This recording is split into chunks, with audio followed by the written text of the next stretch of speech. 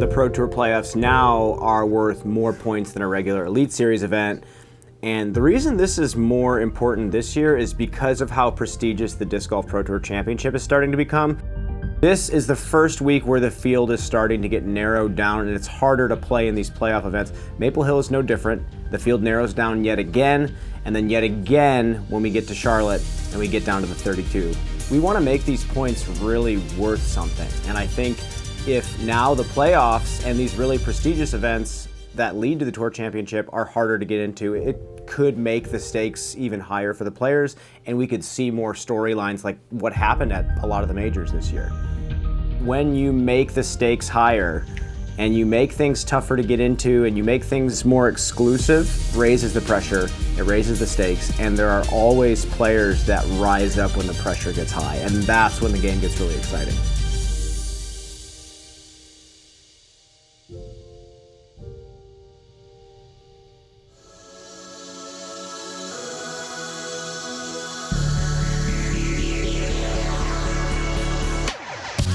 Hello everyone and welcome back to Vermont for the second round of the 2022 Discraft's Green Mountain Championship. I am Jeremy Koling. I am joined by Brian Earhart. We are lovingly called Big Heart Commentary. Thank you to the YouTube comments for that one. And we have a real quick merchandise announcement that I want to make. The performance hats and the Amigos hats are back in stock on JomezPro.com. Fantastic hats. We know you guys like them. You wanted them back. We got them back. Go check it out. Into the second round, we have got Paul McBeth. My goodness, this man has won everything in the last 7 years, the tournament after the World Championships. He's basically unbeatable after Worlds. He's unbeatable at Worlds too sometimes. Gregg Barsby, winner here in 2018. He's played in 3 other GMCs and has failed to get into the top 10 in those 3 events. So an interesting contrast in results. Ricky Wysocki, however, 4-time winner here on this complex. He won 3 times before it was a Pro Tour event, but then he won the Pro Tour in 2016. And Kevin Jones, the 2020 winner of the GMC. However, he also has not finished in the top 10 outside of his winning performances.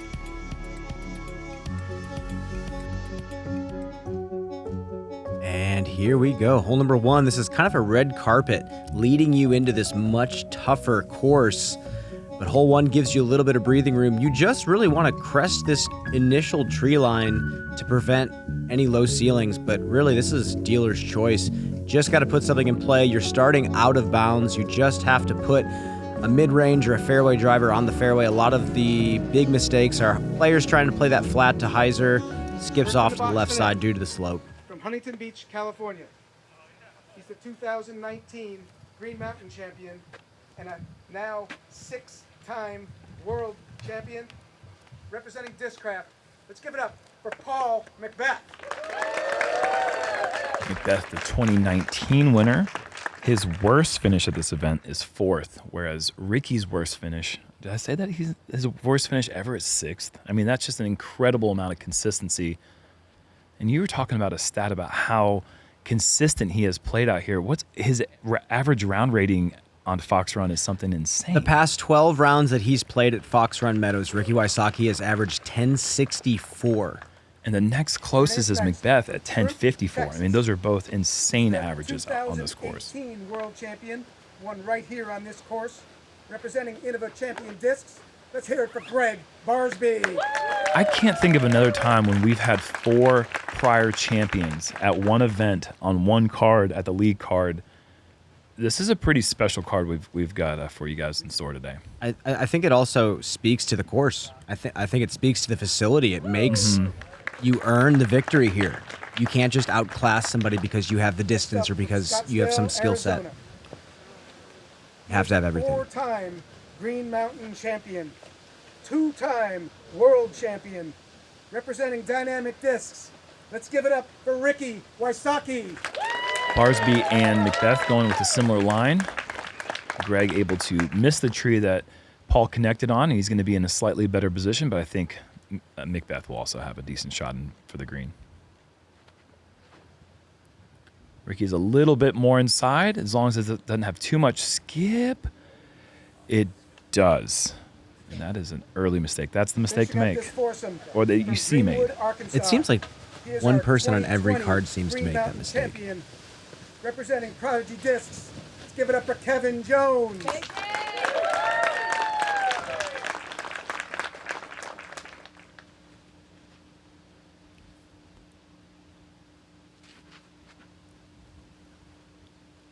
And 14 Disc Golf Pro Tour starts this year and majors combined. He has 3 podiums and 4 top 10s. Some people thought it was a slow season for Kevin, but he is still playing really well. I mean, it's not really a slow season. He's just not winning a bunch of tournaments like maybe we thought he might later on, or at this point in his career. He still finds himself in the hunt routinely.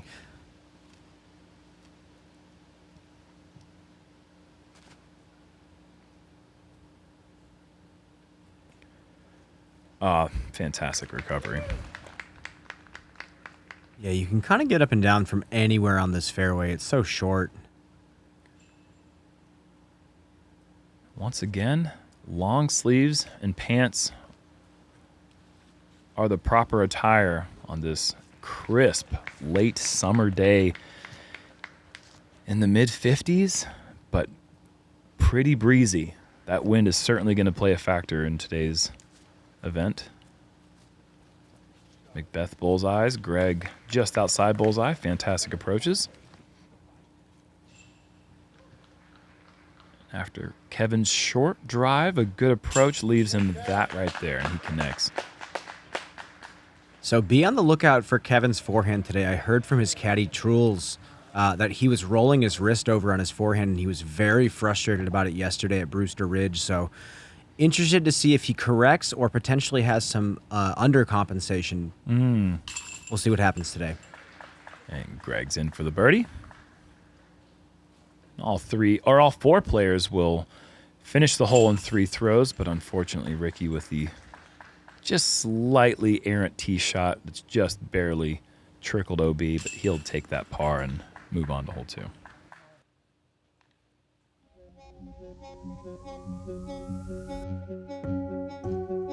Hole number 2. 248 feet. A couple of gaps you have to hit, maybe about 15 feet wide. You just have to hit the brakes. Gotta split the uprights, hit the brakes, and make sure you don't slide OB long. That's about it.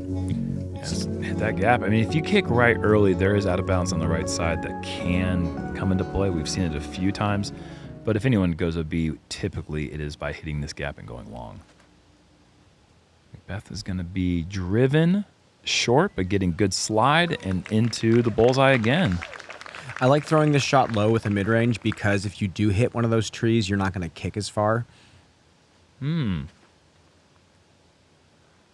Barsby's not going to be hitting anything besides the that green grass right there on the green. Well thrown.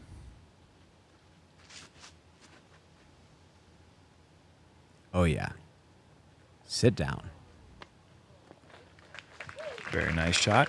Kevin Jones later on tonight is going to be performing a set at the Fall Fest here in Smuggler's Notch. I mean, the guy's just got a full schedule. It's awesome seeing him on stage. It's even better seeing him when he finds the flow on the course. Yeah, that's the sound you're looking for off the tee. You don't want to hear that on the green, but you love to hear that right off the tee.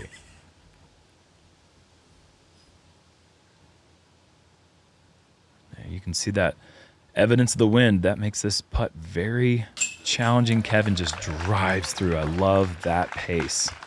It's about 10, 15 miles an hour out there right now, and it's really gusty. It's not consistent whatsoever, and that's pretty par for the course on this this track.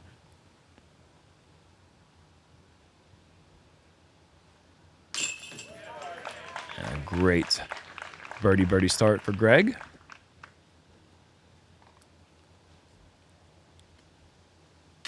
And a birdie start for Paul and Kevin, and Ricky joins the party.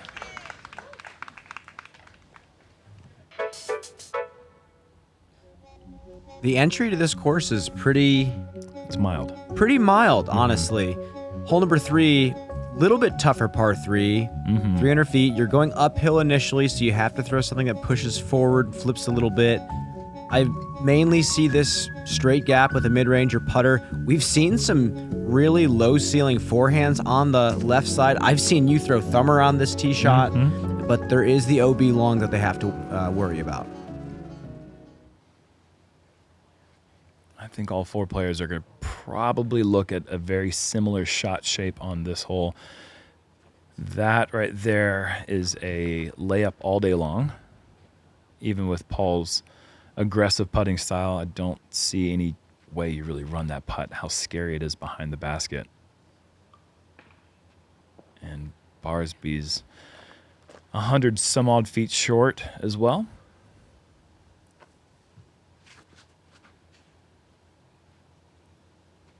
Kevin, did he get the right commitment? No, also in the same spot. See if Ricky can make the adjustment, going the slower disc. And that's going to hit the first tree. That's a tough spot to get up and down from. It's such a weird gap. I see so many really good players miss this gap. It's 25 feet wide. It's pretty close, but there's just something tricky about it. Ricky driving a lot of angle onto that hillside. I like that play so that it finds the ground. If you get that thing to start to flip up, it might carry all the way down the hill. Look at this stance. Oh, we've seen that stance before. What? Again? How does he keep delivering? It's such a flashy You don't line. You don't go for this. You miss that shot and you're out of bounds long. Well, I mean, that had great touch. Oh, you got to love that. He said yesterday after his round, the speed control on these throw-ins feels perfect. He says he's feeling like they're going in like 7-footers. That's amazing confidence to have. Wow.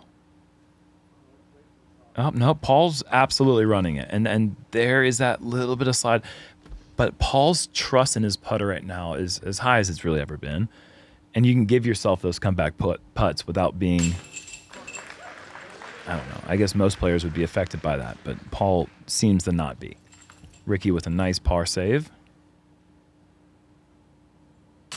Yeah, look how, I mean, that's just so comfortable. Most players are looking over that putt and stressing. Not McBeth. It's so weird how different his putt already looks from Worlds. It was shocking even just a couple of weeks ago how we had no idea where it was going. Here we go, hole number 4. Beautiful drone coverage here. It's exactly as it looks. It's a nice over-the-top kind of a flex shot backhand into this first fairway and then a nice chipper up to this basket here. The trick is the wind. This is the part of the course that opens up and it's unpredictable to say the least. It's going to stay open until we get to hole 11's approach. I mean, it's really open until we get to hole 13. This is the one thing you really can't see. Oh, no. Gregg, after the perfect start, makes the horrible error. He's only going to be able to advance about 30 feet, and that's if he chooses to not just re-tee. But this is what you can't see from that overhead drone shot of the fairway. The shot shape is that force over Anheuser. The big, tall bush that Gregg hit is really the thing you're trying to miss.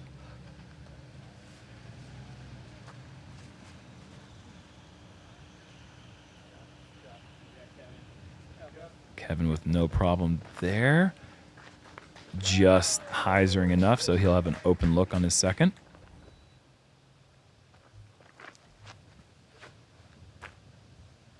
Oh, that's stalling out. Needs to get down.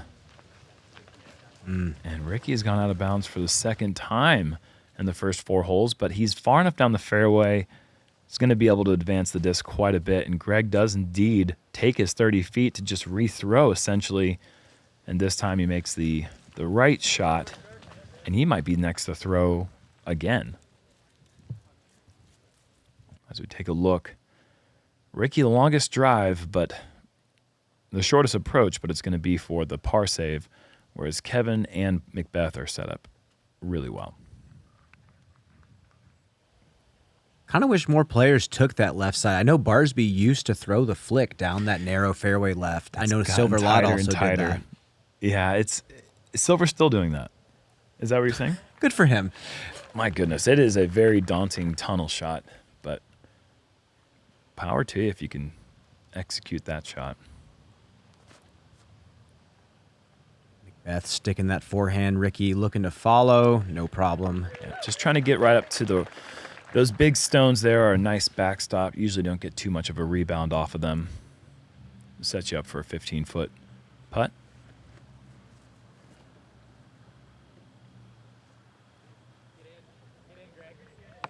Okay. God, the throw-in king tried to become the throw-in emperor. I mean, he's just trying to conquer every basket out there.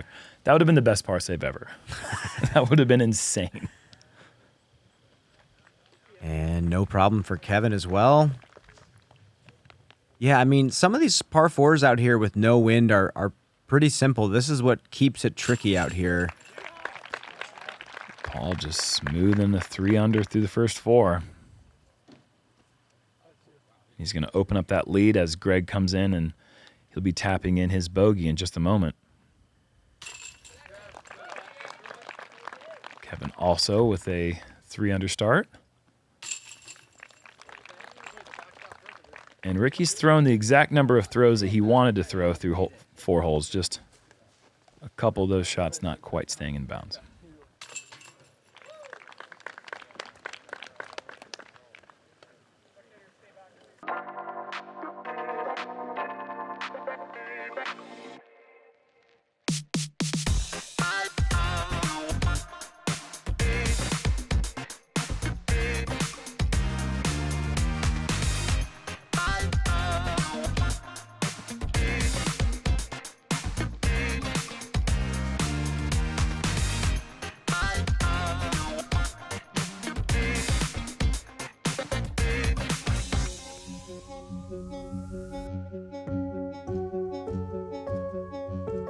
Hole 5, Brian, my goodness, this is a scary hole. This is kind of like hole 9 coming up in a little bit where there's just absolutely no way to play this safe. There's just only one shot, and it's got to be aggressive. You have to try to hit this gap that we're flying through right here, or potentially going spike hyzer over everything, but with a right to left head crosswind. You couldn't make a harder wind for this hole. Yeah, you swing it too wide and it's a straight headwind and you're just burning out of bounds. McBeth going Athena.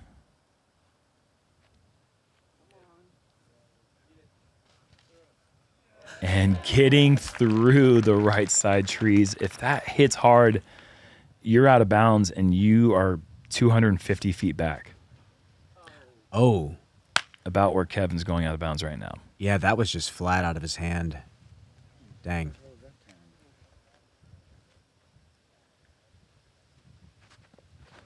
Ricky going super overstable fairway driver, ripping the felon through the gap. Yeah, I kind of like that play in this kind of wind. Just beat the overstable disc into the headwind and then let it get pushed by the crosswind at the last second. Not a bad shot from Ricky. Putting this in play is just good on this hole. Yeah, and that is a mistake you see made. I mean, on this card, 50%, and on almost every other card, about half the shots are going out of bounds, right? It's just so hard. You don't want to throw your disc in the water. So you're overcorrecting with that flat shot. And you just see it so often on this hole. It's the second hardest hole on the course at a 3.44 average. That is a hard hole. Kevin? Whoa. Pretty good. To give it a run and put the brakes on at the top of the hill. Fantastic effort.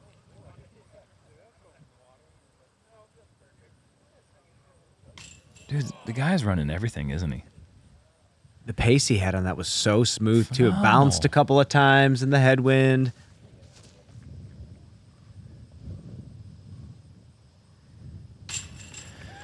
Ricky.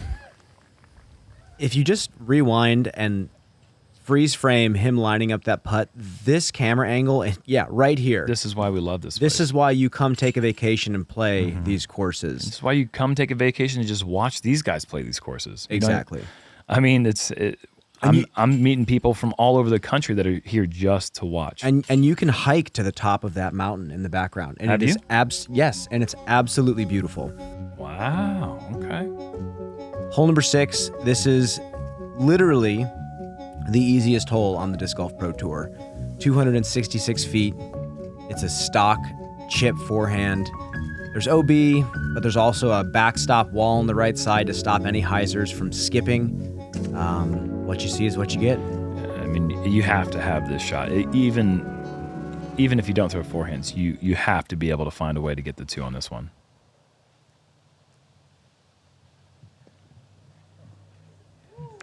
And there it is.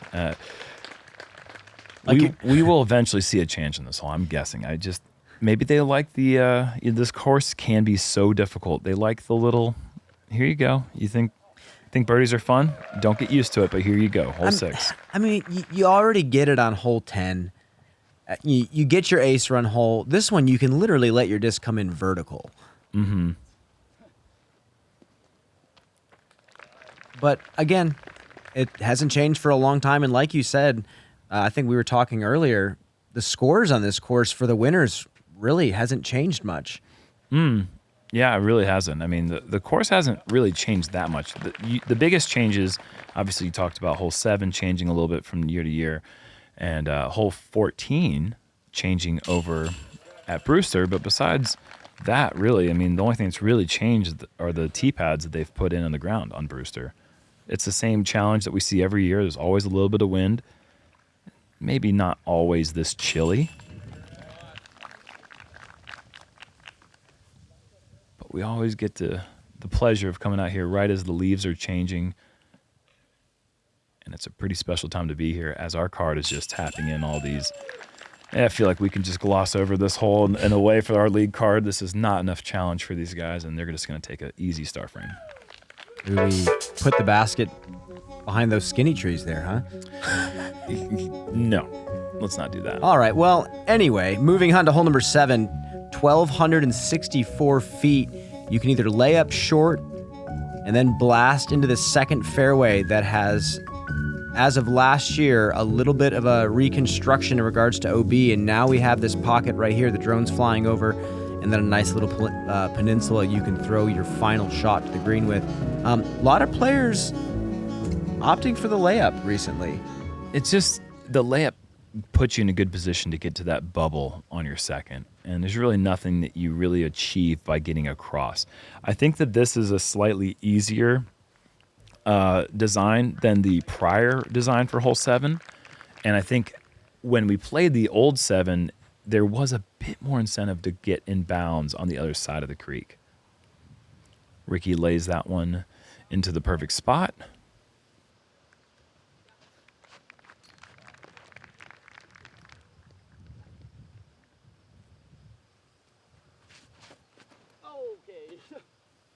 Kevin yanks this one, but it's going to be fine.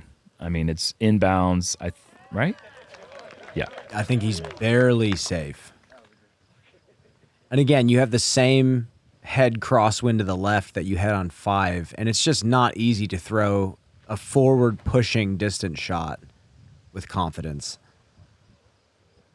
And 4 layups. Yep. Not surprised at all by that. I mean, it really opens up big with that big bubble that you see down in the fairway on your second shot.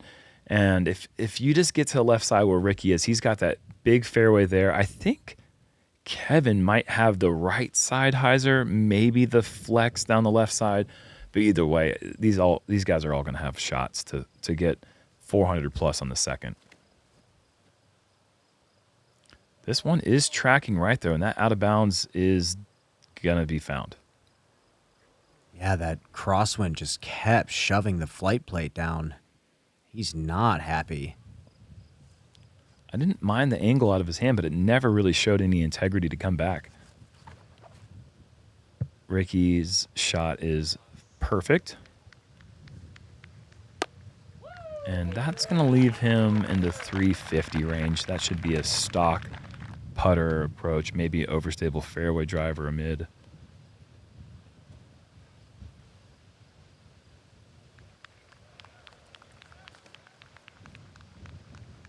Gregg also drifting right, and I'm thinking this is also going to be out of bounds. Yeah, wow. I like the height on it, but once again, just the disc as it was traveling down the fairway with Anheuser. Oh, look at that awkward angle Kevin has to throw this with. Oh, and that never came back in bounds.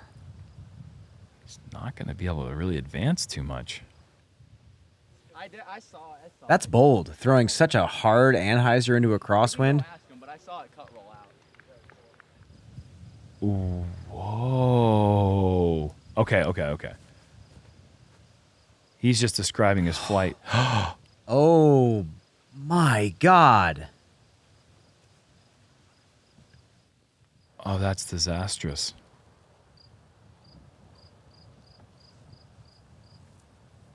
Now, big number coming for Kevin. It'd be interesting to see what McBeth decides to do from here. Is he... Oh, he's got high speed. He's going for it. Oh, and that was steep. And this is going to go out of bounds. Unless it creeps back in at the end. That's going to be close, but I don't think it's going to make it. Oh, boy.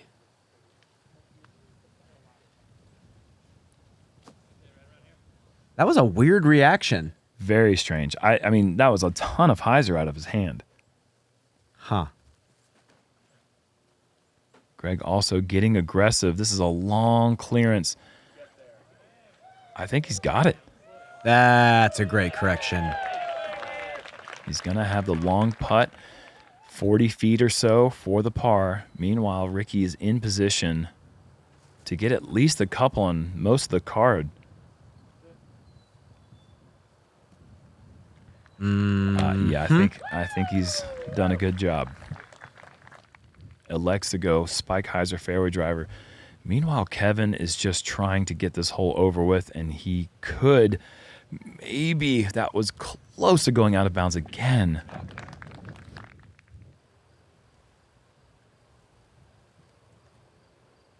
And that's kind of a fortunate spot they gave him. They gave him right where he went out, like right where his disc was.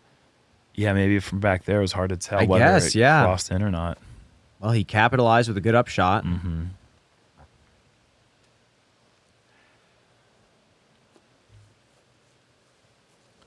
Gregg off left with his par save. Kevin, I think that's a triple bogey, but a save. I mean, making that putt from 30 feet is no easy feat.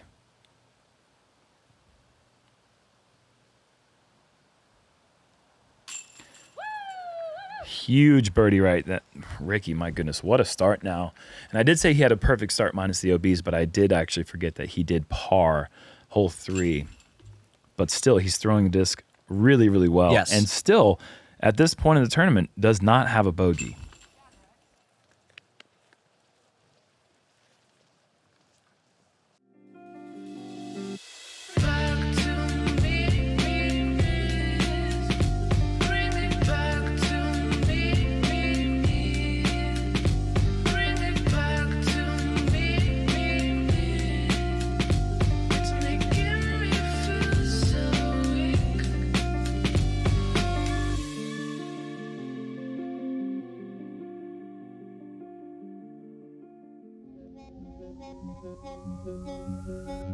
What a frightening stretch we're in the middle of right now, man. 7 and then 8 and then 9. It is just a really important place to get things together. Par 4, 743 feet, and it's uphill about 743 feet. I love this tee shot. I love that the distance comes from getting the disc to track sideways. That's what I love. You hit the corner and you have to hit that kind of max distance line, full Anheuser flight off to the right side. And then you have, uphill forever, it seems like. Have to bite off distance here. Yeah, if you don't get 450, oh, Ricky's pulled this inside. Does he get through? Oh, that is so fortunate. And he's in the middle of the fairway He's now. way up there. That was a huge break for Ricky. That could have taken so many different directions, so many different outcomes. I'm so surprised to see that it's in bounds. Is that intentional? No, he usually throws Roadrunner on this and just throws that beautiful slow tracking turnover, and that just flipped over too hard.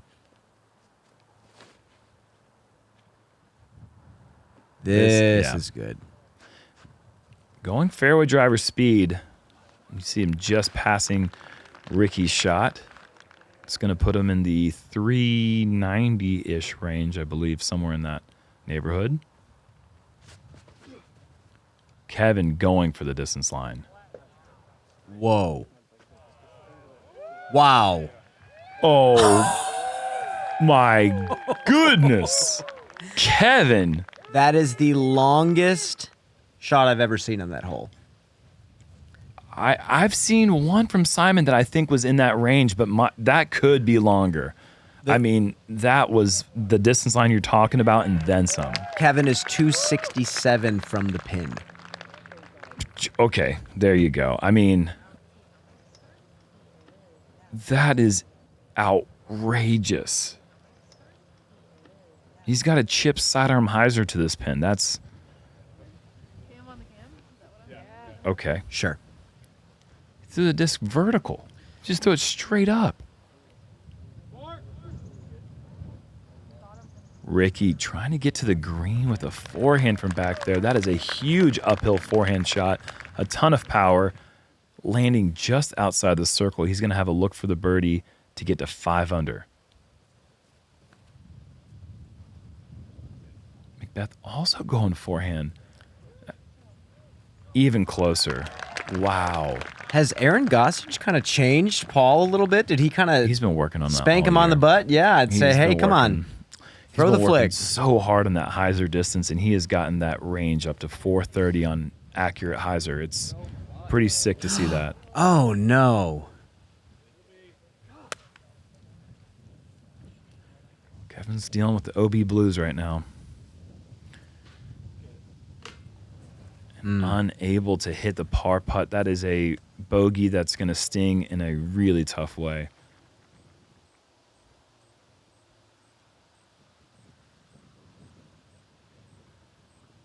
That is a huge par save. Yeah, it's got to feel good. Yeah, it was a great approach for him back there after the shank drive and a nice putt in the wind to save that par. 4 in a row now. This is the pace you need to get on the front 9 here. Still got to shoot double digits if you want a solid round. Wow. And who would have thought that you would have 2 pars, or 2 birdies, a par and a bogey, and Kevin would be the bogey on this one. Yeah, he's going to be kicking himself for that one. All right. This is probably my favorite hole in the course. Downhill, 480, OB on both sides. Forehand throwers can throw the really big forehand over the lake. Righties throw this downhill, flat to hyzer shot that challenges the tree line. I love this shot. What do you throw on this one? Lefty backhand over the lake. You go over the lake? Oh yeah, and it's fun. Scary. It's the just whole a fun way. shot. Yeah, but the righties have to control the angle as well, you know? Oh, totally. I think it's what I was saying on hole 5 remains true here on 9. There's no, to me, there's not a way that I can say, I step up on the C-pad and say, I'm going to play this for par today. There's no way that you can guarantee that in my eyes. You have to get aggressive. McBeth is getting aggressive down this right side line, but he's stabled out. He's going to end up right where you'd like to be, and that right outside the circle is essentially perfect here, because to park this hole, you're flirting with out of bounds the whole way.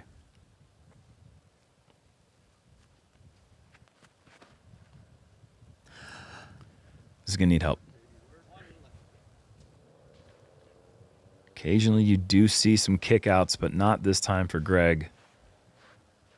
a great start, and he's had some OB bogey blues as well along the way to finishing out this front nine. Kevin not got the FX2 to roll over, but it's going to be fine. It's going to be safe up the hill. He will have a chance to run a lengthy C2 putt if he chooses. Oh, here's another one. Oh, okay. And that's the live by the sword, die by the sword mentality right there. He's definitely trying to put that in the basket. So is Ricky. I mean, when he sees green, he sees it in a very serious way. Okay.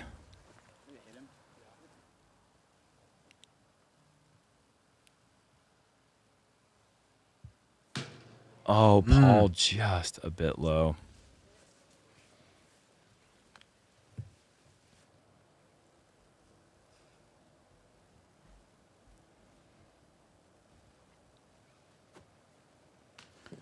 And that's going to be a frustrating double right there for Gregg, and the frustration sets in. That's going to bring him to over par on the front nine with 4 birdies.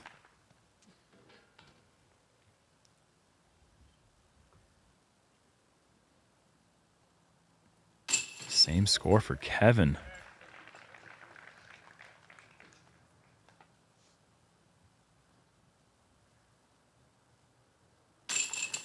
Meanwhile, McBeth and Ricky handling the front nine fairly well. Obviously, McBeth with the trouble on 7. Ricky with a clean front nine, and that is huge. I mean, these conditions are tricky. You're seeing big numbers from everyone on the card. We got a triple bogey, 2 double bogeys, as several other single bogeys on the course. Ricky's kind of stepping himself up a little bit, getting that little 4 birdie streak, almost bringing it up from 100 feet there. Don't look now, though. Isaac Robinson is right there, tied with him, 5 under in the front nine, bringing his total to 14 under. Just a little bit of separation now. Yesterday, when we looked at this front nine scorecard, everybody was within a shot. Right now, you got 4 shots separating first to 10th place. It's going to continue to separate with this windy back nine. All right, well, join us for round 2 back nine coverage coming up in just a moment here at Fox Run Meadows. We'll see you in just a moment.